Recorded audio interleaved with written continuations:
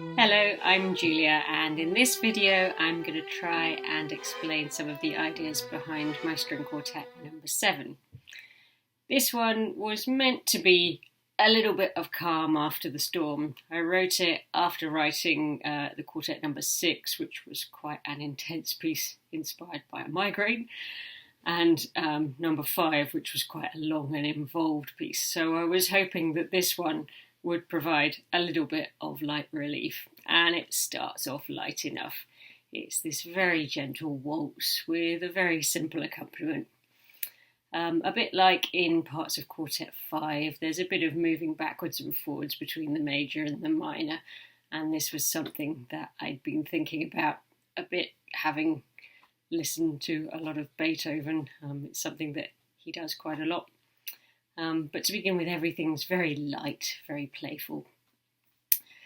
This quartet is basically built on a repeating structure again. It's just a series of repeats of essentially the same material, but slowly changing it.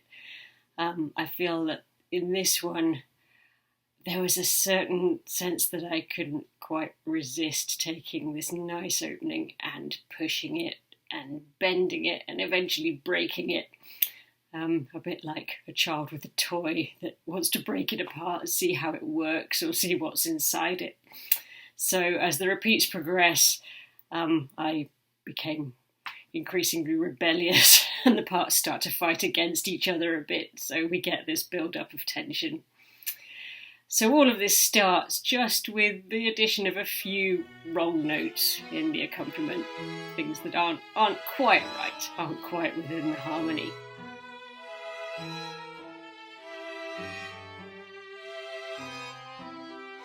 And then I begin to start playing around with the texture, so we have some pizzicato in some parts playing against arco in the others. From C, which is the 4th repeat, we start to see these chromatic passages appearing, and at first they're very quiet and seemingly insignificant. They seem to just be an embellishment in the accompaniment, but slowly they start to increase in prominence. And at D, I started playing around with the rhythm of the accompaniment, so you get this syncopated feeling with the second violin and the viola filling in alternate quavers.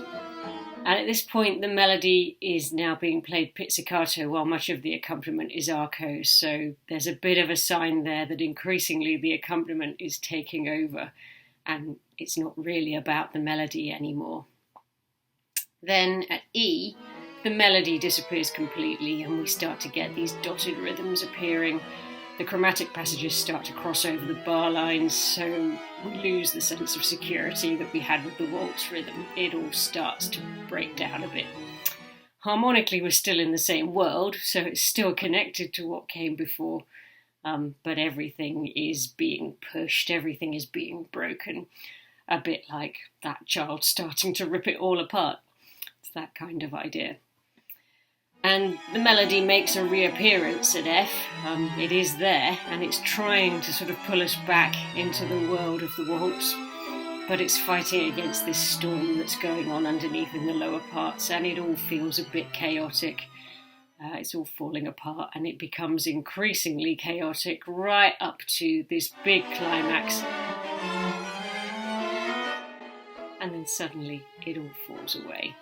And we're back to the simplicity of the opening again, which is a big relief at this point. It's as though the tantrum has stopped and we're back to playing nicely again.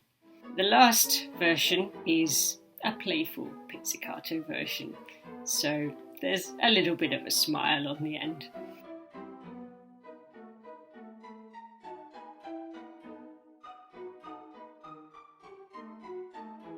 It never really resolves, it just stops. It just says what it has to say, and that's it. That's all there is.